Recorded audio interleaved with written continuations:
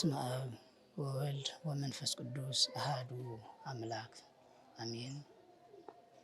እግዚአብሔር አምላክና ዘሰዓት እዚአን ዘዓለት እዚአን ባሪክኻ ዝሃብካና ተረፈ ሰዓቱ ባረኸልና ምስጢር ዝትገልጽ አንደበት ተረትዕ ንስኻ ኢኻ እሞ ኣምላኽና እግዚአብሔር ኣብዚ ቅዱስ ቃልኻ ክንነጋገር ፍቃድኻ ልክኾነልና መንፈስ ቅዱስ ልክትልእኸልና ኣምላኽና እግዚአብሔር ቅዱስ ፍቃድኻ ይኹነልና። ኣነ መምህር ኣባ ገብረመድህን ገብረ እግዚአብሔር ይበሃል። ኣብ መካነ ሰማዕት ቅዱስ ጊዮርጊስ ቤተ ክርስቲያን ናይ ሓዲሳት መምህርን ከምኡ ደሞ ቅዳሴ መገልገሊ ሰሙነኛ ዝተማሃርኩሉ መጀመርያ ናይ ቅዳሴ መምህር እየ። ካብኡ ድማ ንሓዲሳት መምህር እየ። ከዚ እውን ኣብቲ መንፈሳዊ ኮሌጅ ብሓዲሳት እናተማሃርኩ ዝርከብ ናይ 30 ዓመት ናይ 4ይ ዓመት እናተማሃርኩ ዝርከብ እየ ማለት እዩ። ሽሞ ኣባ ገብረመድህን ዕድመ ኣኽቢርኩም ስለ ዝመጻኹም ስም እግዚአብሔር እናመስገንኩ ያውና ትሕዝቶታትና ሕዚ ብቃለ መሕትት ዓይነት ክንመሃረሉ ዘለኽዎ ኣብ መንእሰይነትን ሃይማኖትን ዘሎ ምትሓዝ እንታይ እዩ ዝመስል ዝብል ንሪኦ እሞ እናስፋሕና ጥያቄታትና እንትናገርና ንቀፅል ኢና ማለት እዩ። እዋ ሃይማኖትን መንእሰይነትን ብኸመይ ይጓዓዙ ብኸመይ ክፍፀሙ ይኽእሉ ብኸመይ ክናበሩ ይኽእሉ ዝብል ፅቡቅ ሕቶ እዩ። መንእሰይነት ወጣትነት ብልቢ ብምስትውዓል ኮይኑ ተረዲእዎ ዝሓለፎ ዕዱል እዩ። ካብ ምስትውዓል ወፂኡ ጥራሕ ወጣትነቱ ብዝዓደሞ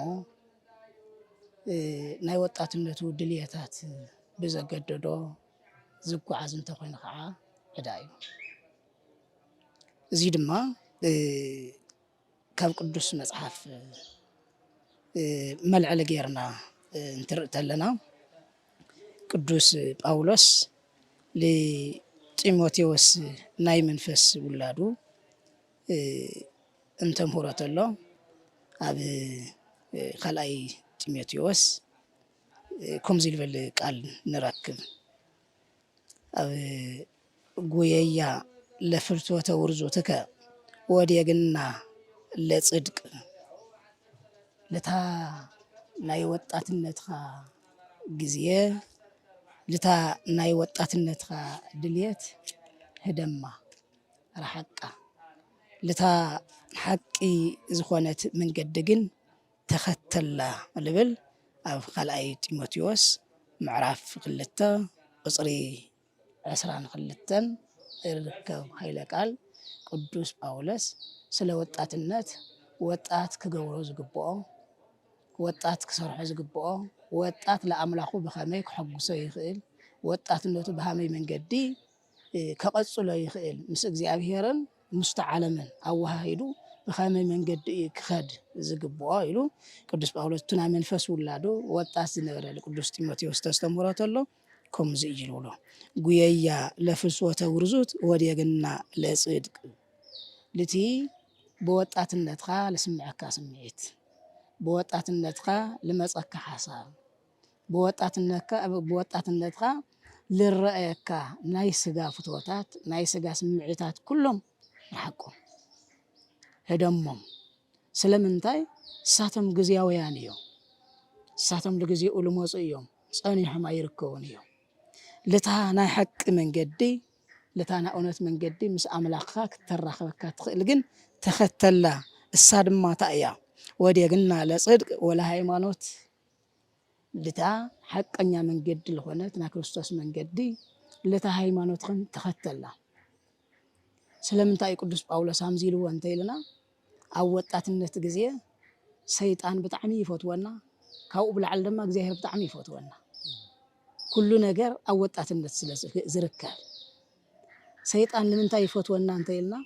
قلوة النينا سوك نقف على يدلي عين النينا لا حماق بوتا كنخدل كنريقلو يدلي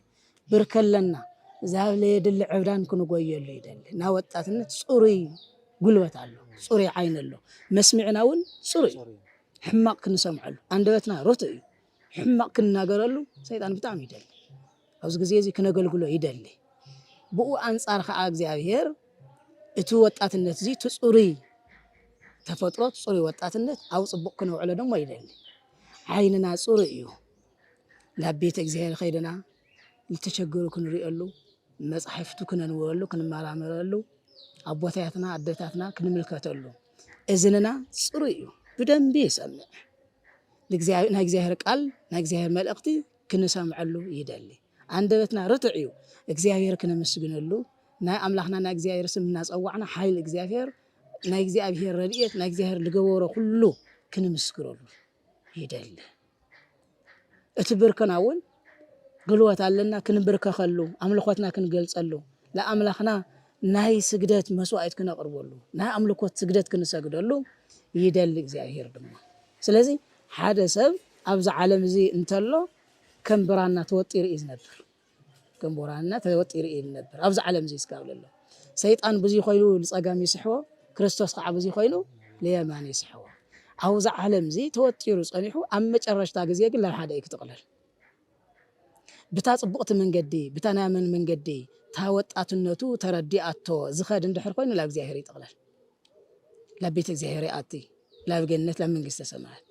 ወጣትነቱ አሸንፋቶ ፈቃድ ወጣትነቱ ላፈጸመ ልጸንሐ ላተጋገየ ልጸንሐ ከዓ መጨረሽታ ለሰይጣን ይጠቅላል ማለት ነው ስለዚህ ወጣትነት በኸመይ መንገዲ ኩጓዓዝ ሃምልሎ ቅዱስ ጳውሎስ ተናገርተሎ ለታ ላብ ሃይማኖት ልትወስድ ለታ ፍቅር ለለታ ተፋቅሮ ወሰላም ምስለ ኩሎም እለ ይጽው ወለ እግዚአብሔር ለቶም በሃይማኖት ኮይኖም በእምነት ኮይኖም ለእግዚአብሔር ልጽውዕዎ ሰባት መስአቶም ፍቅር ግበር نعاتهم تختل نعاتهم سمع مساتهم توقعس تالت تقمك السايا اتا ناي وطات النتخا دليت جن رحقا سلمنتاي سبق فعيال تولكا بلع ستة تولكا زمو تولكا من كما خاتب لك سخايخ حيال سخايخ قلوتنيا سخايخ فلات كما خازول يلي ترأى تخدم تشلم تشيم تولكا زي بمولو دمو أو زي مدرسي حلافي بمولو النجورة زي بوطات الناس نجورة كله حلافي زي كله قديف خاجن لافتو لحلف نجر تختل وطات الناس صحاق زلال تجاوتي له لك قدس باولس جناو زي تقول سلت عيلون مثل اللي يصور لك زهر بلب نصوه مستوم بنصوه لب خوينام لك زهر لصوعوه لصليو رديتك زهر تردهم حيلك زهر تردهم فقرك زهر زلهم نعاتهم تختلهم مسبله أبيو لنجر أبد ناس فينا نجر نعودان نجر ناس حق سلق نجر جن قدفوا أمبي ولا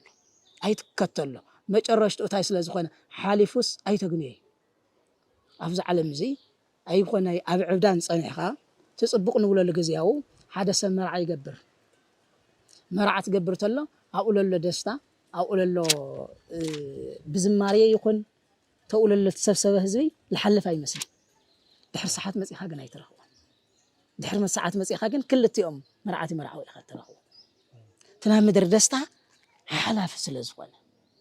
أيكون الحماق نجار العدان خوينها تصبق نجار نقول كواس أو زي مدرزي الجزية أو ندشة له نجارات نقول كواس حلافي لزقين بأي تناسن فينا نجار رحق وصلك وتحسكنتو تصب حماق مدلعي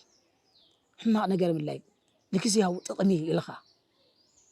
الجزية أو كبري الخا لجزياو لعلنا يلخا لمص حسابات او وطت النتخا زكسات نغرات ابلنا خا حساب خال مص نغرات زياتهم رحقهم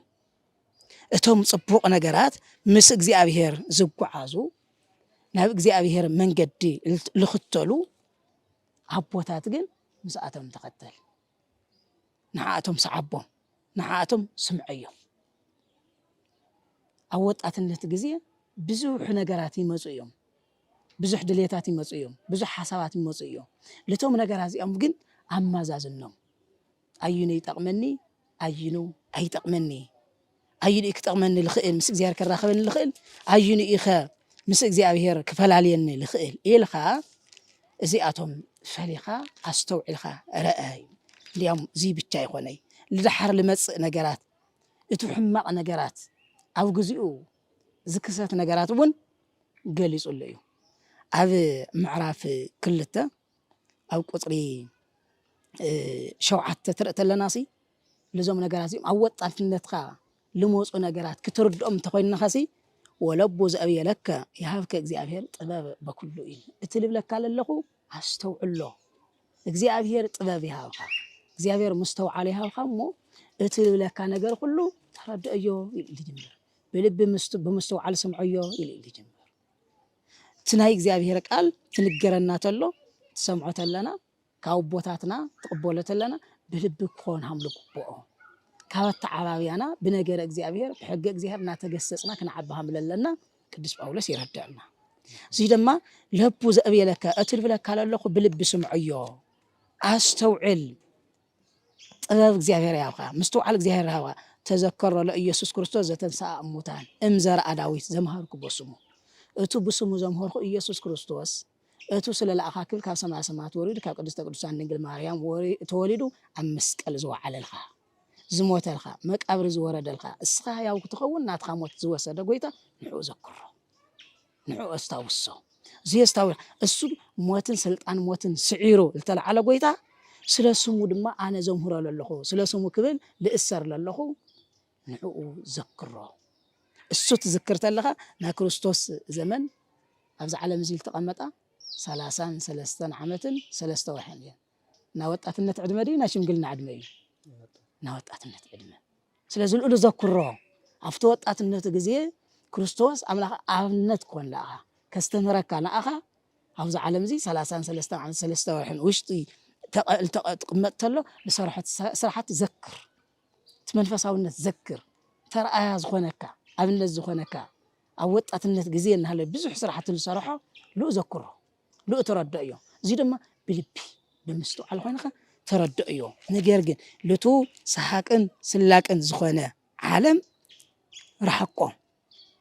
تناي كنتو دليت دما ايد ليكاي زي اتوم مچرشتو موت ስለዝኾኑ እንዲያምስ ብዳሓራይ ግዜማ ተጠንቀቅ ይብል خفات زمانات كمصاين እቱ ዘመን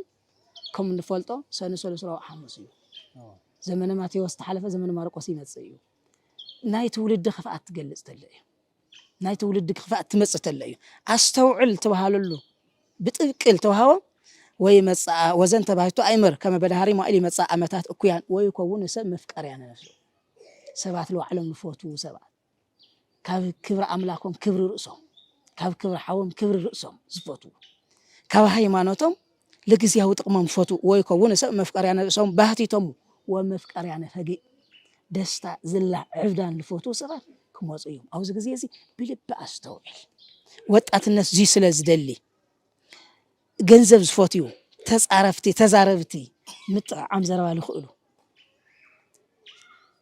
እምነት ግን ዘይብሎም አላወያና አዝማዲهم ኢሉ ቤተሰቦም ልጸሉ ቤተሰቦም ዘየኽብሩ ወለዶም ዘየኽብሩ ሰፋት ክፍጠሩ እዩ አውዝ ግዜ እዚ ግን እስኻ አስተውዕል ምስጋና ዘይብሎም ለእግዚአብሔር ዘይመስግኑ ርህራሄ ዘይብሎም ካብ ጽድቅ ከሐቅ ዝወጹ ጠውላቅለቅለሉ ጽቡቅ ዘጽለኦም ግዜ ሰባት ክመጹ እዮም አፍቲ ግዜ እዚ ግን አስተውዕል ወጣትነትካ ከይትታለለካ ብዙሕ ምዘራብ ልኽእሉ ሰባት ርኢኻ ብኡ ከይትታለ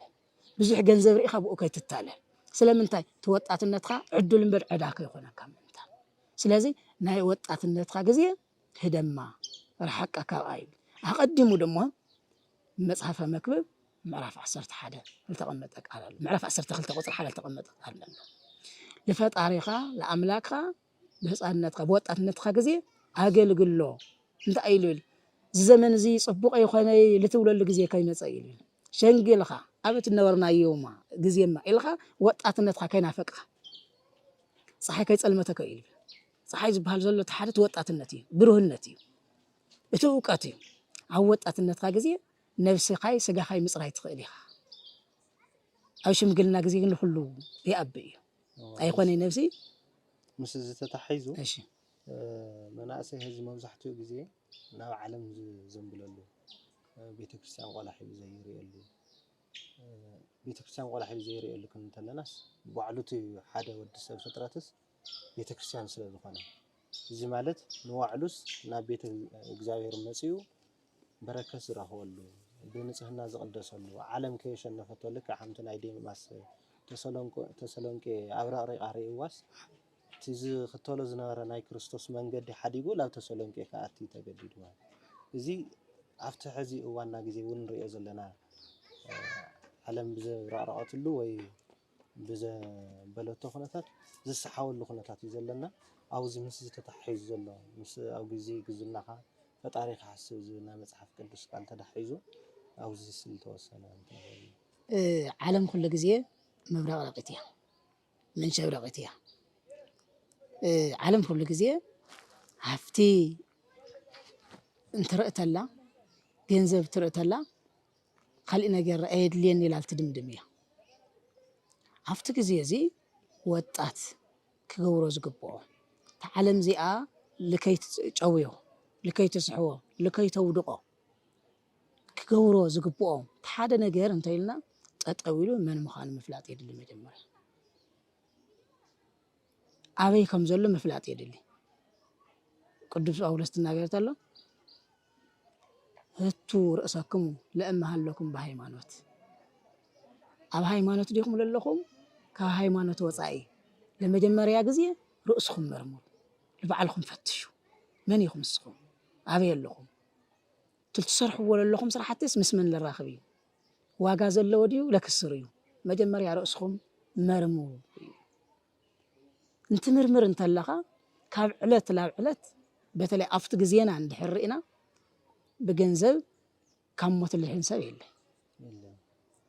ብገንዘብ ካብ ሕማም ልሕን ሰብ የለ ኩሉ ነገር ትለዓበየ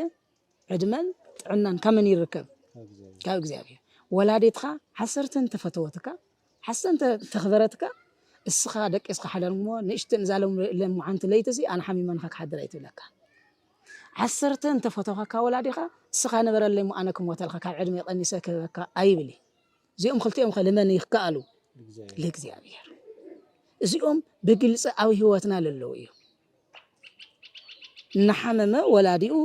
እናሓመመት ወላዲቱ እናሓመመ ሓው ውላዱ ስኢሉ ይርቢ እዚኦም ግን ካብ እግዚአብሔር ይርከቡ ብዙ ክንምሃር ይግበአና ብዙ ክንርዳእ ይግበአና እዩ ብዙ ትርዳእ ተለና ደሞ ትበለፀ ድማ ኣብቲ ግዜ እዚ ኮይነና እግዚአብሔር ፈቀደልና ሓና ብእግርና ትንቀሳቀስ ተለና አንሕና هم ልብና ትንቀሳቀስ ተለና መሓዙትና ኣውሓት ኣሕዋትና ኣሓና ላ ቤተ እግዚአብሔር ከይንመጽእ ናይ ቤተ እግዚአብሔር ቃል ትንገር ተሎ አንቢሖም ሞይዶ ከምዚ ደ ኮይንላና ትስልችየና ተሎ ዓራት ልሰልቸዮም ኣሕዋትና ነውና ካብዚኦም ክንምሃር ልግበአና ማኣዝየ ወሪደስ ባዕለይ ሽንቴት የጽሕል መጽል ወለ ኣሕዋት ነውና ማኣዝየ ባዕለይ ዝኹልስ ማኣዝየ ባዕለይ ልንቀሳቀስ ዝብሉ ዓራት ልሰልቸዮም ቀትሪ ምስ ለይታ ዓራት ምስ ዓራት ተጣዊቆም ዝነብሩ ኣሕዋትን ኣሓትን ኣለውና ካብዚኣቶም መምሃር ይከኣል እዩ ጥራሕ እዚ ይኾነይ ኣሕና ብጥዕና ትመላለስ ተለና ኣሕና ሰሪሕና ተኣትለና ሲ ለሰራሕ ልብላዕ ሲኢኖም ኣብ ኣደባባያት ትከፊሎም ዝሙሉ ጥዕኖም ኣብ ኣደባባያት ትከፊሎም ይልሙን ኣለውና ካብዚኣቶም መምሃር ይከኣል እዚ ከምዚ ኢሉ ትልምን ተሎ እዚ ኣብ ዓራት ትጣበቕ ተሎ ትናተይ ዕድል ትናተይ ህውት እግዚአብሔር ለሃበኒ ሲ ብሃመይ ከስተማቕሮ ልግበአኒ بهم يكستمع الجباني. إذا نجرزي أبزواني كقصة البحر قوي أنا ملية كاوزي اللي بلس هي وتسلا لأن دي أنا بهوت زخرج الله بتعنا زنبر الله خوي خا لما علقة ما فتاش جدلي. زين بحر هاللي خوينو كولدنا علت كولدنا مهريك عليه. كما يتقلنا ولدنا يوردو يوصمو بزو حفتي سوسو. تموت هلو جزيجن براسه حنت ليتوني حد رواية أجازو. بعلت ولاد بعلت بيتسه نحك أورنا يلقوش نعوصيهم إني أوصيهم قور اللي أبوي أوصيهم قور اللي إيلو زوجي بعلت ولادي لتوم وصيهم وريدهم حفتي سبسيهم ولدنا ليت أقامهم لا أنا بدحرقهم كتقمنا يخلي تنعلم زي تمشي برأزي لا أنا كتقمنا يخلي قسيها وتقم كل قسي متالة ليه أوري زي فترة نعرف إسران حمشتن دحرت ملكتنا خوينا إيساو أتوزوا على النزنبرة صقاق زي عبير ናይ በኩርነት ጸጋ በረከት ለግዚያዊ ለጸብሕ ብርሽን ክብልስ ሸይጠው ለግዚያዊ ጥቕሚ ታጠሜት ኮ ተዓለፈ ያ ጸናሕኩ ከተረኽባ ታልትብላዕ ምግቢ ነገር ግን ለዚኣ ክብል ጸጋ እግዚአብሔር ካብ ልዕሊኡ ኣርሒቁ አንሕና እውን ግዚያዊ ሃፍቲ ክንብል ግዚያዊ ክብር ክንብል ወጣትነትና ኣብ ዘይተደለየ ነገር እንድሕር ውዕልናዮ ኮይንና ባድነት እዩ ስለምንታይ ተይልናስ ታ ወጣትነት ሓፃር ግዜ ኢና ሓፃር ግዜ እያ ወለድና ንሪኦም ኣለና ትማልህ እንዳና ናይ ሃማና ነይሮም ከዚ ግን ሕቆኦም ተዓፂፉ ኣቲ ምድሪ ኣባኻባኺ ወፂአስ ከዝስ ይመፀክ ኣለኹ ትጸበይን ተቐበልኒ እናበሉ ንሪኦም ኣለና ካብኣቶም ንፍለየሉ ነገር የለን ላብኣቶም ፅባሕ ንግሆ ላብኣቶም ለይንፅበረሉ ነገር የለ ወለድና ሃማናን ምልኣና ወሊዶም ኣብዚ የብፅሖም ወለድና ከምዚ ትብል ተሎ ናታቶም ወለዲ መቃብሪ ወሪዶም እዮም እዚ እዩ ምዝካር ዝዓበየና ዕለት ዕለት ምዝካር ዝዓበየና ኣሎ ቶም ምሳና ዝነበሩ ለኣና ብሃፍቲ አንደ ባልዮኦም ልዕበይ ወለድስ ኣበይ እኒአው መዋስለት ሰዓና ቦታት ምስ ተታሒዞ ቦታት ምሳሌ ወይ ባህላ ክብል ተለው ንእስነት ዕዳ እዩ ተጠንቀቀሉ ንእስነት ህያዊ ተጠቀመሉ ዝብለ ባህላ እውን ኣሎ ቦታት ዝዛረበና ኣው ተታሒዙ ጽቡቅ እዚ ንእስነት ውህብቶ እዩ ወይም ህያብ እዩ ተጠቀመሉ ንእስነት ዕዳ ተጠንቀቀሉ ኣብቲ መጀመርያ እውን ኣልዕለየ ነይራ ብልቢ በስተውዕል ተጠቀመሉ ዕድል እዩ ዓብይ ጸጋ ዓብይ ውህብቶ እዩ ለይ ተጠቀመሉ ከዓ ዕዳ እዩ ከቢድ እዩ ዕዳ ለገብሮ ምክንያት እንታይ እዩ እንተይልና ጉልበት እኒአኒ ኢሉ ላዘረፈል ጸንሐ ወጣትነት ምስኡል ትነብር መሲልዎ ለዓንደረ ላዘመወ ላቀየመ እናተቀየመ ልጸንሐ ዕዳ እዩ ብሓቂ ኣብዚ ምድሪ እዚ ኮይንኻ ሓደ ወጣት ኣብ ላይ መውዓሉ ትውዕል ተሎ በቲ ሰማያዊ መንግስቲ ሞ ንግደፎ በቲ ምድራዊ ኳስ ልወለዱ ዕዳ እዩ ለዓዱ ዕዳ እዩ ሸኽመ እዩ ተዘይተጠቂምካሉ ኣሕዋትና ኣሓትና ትወጣትነቶም ትግዚያዊ ስምዒቶም እናተጠቀሙ ዘየድሊ ምግብታት ዘየድሊ መስተታት እናተጠቀሙ ሸኽሚ ወለዲ ዕዳ ቤተሰብ ሸኽሚ ቤተሰብ ኮይኖም ዝነብሩ ብዙሓት እዮም ብኡ ልክዕ ከዓ እቲ ዝተዋሃቦም ወጣትነት ተጠቂሞም ወለዶም እናሓብሐቡ ሃይማኖቶም ኣኽቢሮም ፈጣሪኦም እናሓሰቡ ብጾም ብጸሎት ብቁርባን ሓንቲ ብሓደ ሓደ ብሓንቲ ተወሲኖም ደቆም እውን ከምኣቶም ቤተክርስትያን ሒዞም እናመፁም ላው እግረ ቦታት እናቀረው ላተምሃሩ ልነብሩ ሰባት ዕድል ትጠቀምሉ ብሰማይ ብምድሪ ሃፍቲ ሰማይ ሃፍቲ ምድሪ ትጠቀምሉ ከዓ ኣለዉ ለዚ እዩ ቅዱስ ጳውሎስ ናታ ወጣትነትካ ፍትወት ኣይትከተላ ተጽደፈካ እያ ብዙሓት ስለ ተጽደፈት ብዙሓት ስለ ልሰሓበት ብዙሓት ስለ ላብለየድ ልዕዳ ዘእተየት እዩ ኣብዚኣቶም እኮ ይሁዳ ተሪእናዮ እኮ ግዚያዊ ጥቕሚ እኮ ኢሉ ጽደፎ ኣምላኩ ክሸይጥ ዝገበሮ ካብ ኣምላኩ ክብሪ ካብ ናይ ሃዋርያነት ጸጋ ክወፅእ ዝገበሮ እኮ ግዚያዊ ጥቕሚ እኮ ገንዘብ እኮ እዚ ድማ ኣብ ግዜና እውን ከምኡ ኣሎ እዩ ለገንዘብ ክትብል ወላዲኻ ምሸጥ ለገንዘብ ክትብል ናብ ማትኻ ቆልዓ መንጢልኻ ቀደም ቡኻርያታት እየን ርያማ ወይም ዕራማ ገለገለ ካብ በጊዕ ካብ ጠል መንጢለን ንወስዳ ነበራ ኣብ ግዜና ትርኢ ተለና ግን ናይ ሰብ ቡኻርያ ተፈጢሩ ካብ ወላዲቱ ካብ ወላዲኡ ህፃን ቡኻርያ ኮይኑ መንጢሉ ኸይዱ ገንዘብ ሃባሉ ሓውለ ሽይጥ ኣቡኡ ለሽይጥ ኣቡኡ ለንብዕ ነገር ግን ዓሪፍ እውን ዘይሓድር ሕማቕ ሰሪሕካ እኮ ድቃስ የለ ኣብ ክርኳሕ ኣብ ዕሾኽ ልደቀሰ ድቃስ የለ ኣብ ውሽጢ ይወግአካ እዩ እታ ነብሲ በዕላ መምሃሪት እያ መስተውዕሊት እያ ልዚ እምበኣይ ዕዳ ዝኸውን ብዙ ነገር እዚ እንድሕር ተጠቒምናሉ ዕዳ ይኸውን ላብ ቤተ እግዚኣብሔር ተተመሊስናሉ ነብስና ነፅርየሉ ኢና ኣብ ወጣትነት ግዜ ኮይንካ ክዳንካ ክትሓፅብ ትኽእል ኢኻ ምግብካ ክትሰርሕ ትኽእል ኢኻ ሰውነትካ ክትፅርህ ትኽእል ኢኻ ብኡ ልክዕ ከዓ ብምስጋዲ ብምፃሚ ብምፅላይ ቤተ እግዚኣብሔር ብምምላሲ ብምስጋዲ ነብስካ ክትፅርህ ትኽእል ኢኻ እታ ወጣትነት ኣብ ምዝላል እንድሕር ሓሊፋ ግን ነብሲ ይቅርና ክዳንካ ምሕፃብ ኣይትኽእል እግርካ ምሕፃብ እውን ኣይትኽእል ሽምግልነት ትመፅሉ ኣውዲቕካ ስለዝሃድም እዚኣ ደሞ ዝተወሰነ ግዜ ስለ ዝኾነት ኣብ ፅቡቕ ተውዕላ ተሎ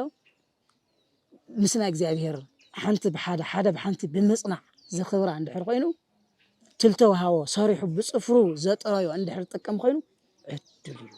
ማለት እዩ ለዚ እዮም ኣቦታትና እውን توتاتنت تطقملو هي تطقملو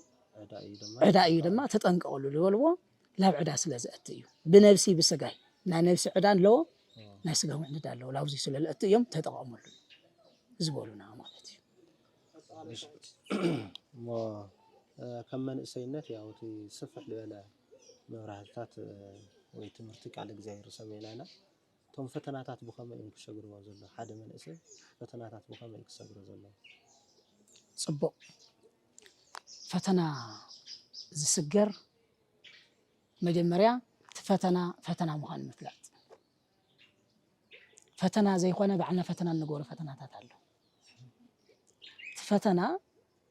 ሓደ ጊዜ ቀሊል ፈተና እናሃለየ بديت سجانا لاو تسحبنا بعنا لا عبي فتنا نديو فتنا تطلعي زي فتنا مخان فتنا مفلاط مالت لخونا عنقفات تمصتلو بخمي كحلفالني كتطقمن ديا كتغودني لها اسفح خام حساب يدلي اسفح خام حساب لدليو منقد دما حدا مصحفت مقمطال يدلي مرأي يدلي خلاي لاو بوتات قريبخا مطياق يدلي قدوس ጳውሎስ خزون لقدوس ጢሞቴዎስ تنغروتلو توم مصحفتي انببهم تطقملهم اساتهم لاو صبق كمرحخا ايوم اندحر مصحفتي تنبب خوينخا اندحر ابوتات تطيق خوينخا لاو هيوت كمرحخا ايوم أب قدماي تيموتيوس معرف 4 قصر 15 لله زنت انملو وبز هلو كما يتاوق سلاطيك بكل هي اوق انك راسك بانت انو وزلف هلو باتي كل غزيه مصحفتي انبب تردع طيق تمرامن الى حدغو وامس زنت جبرك راسك هي تدهن وزهي سمعك دحر مصحفتي تمرامر خوينخا ابوتاتخ اندح طيق خوينخا كل غزيه نا ابوتاتخ تاريخ نا ولدخ تاريخ نا املاكخا تئزاز تنبب دحر خوينخا لبعلخا ون تدحن لخالي لتل سمعك لتل طيقك ون تدحن كبعلخ حليفون لخالي وس ابنت تخون كم من تايته لنا ابوتات قريبها بمطيق نغرات سمعت لها لا بيل وسدني الها تقوم يغداتي بممززان دحنت كمصل بمززان ترخو خايا ነገር ለግዚያው ውሳኔ ዘይማር تصبق ነገር ተረእካ ተለውን ምስ ወለድኻ ምምኻር ምስ አቦታትኻ ምምኻር ሕማቅ ተረእካ ተለውን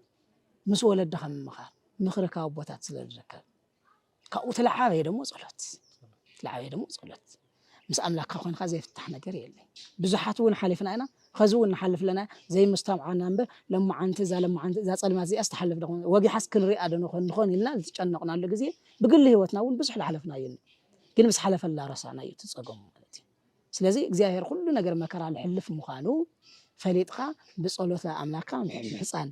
ጸሎት ክትፈልጥ ተኾንካ ድማ ላፍቶም ናይ ጸሎት መንገዲ ከምሁሩ ልኽእሉ አቦታትን መጻሕፍትን ቀሪብኻ ምርዳእ ይሄድል ሞ ዝነበረና ጻንሒት بطعم يزمسكن ادمي اخيركم قال مريو تمرتي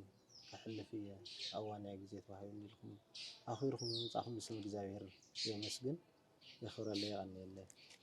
እግዚአብሔር يخور الله ስኻትኩም ውን ወጣት ከማና ከማራለው ሓደ ወድ ክርስቶስ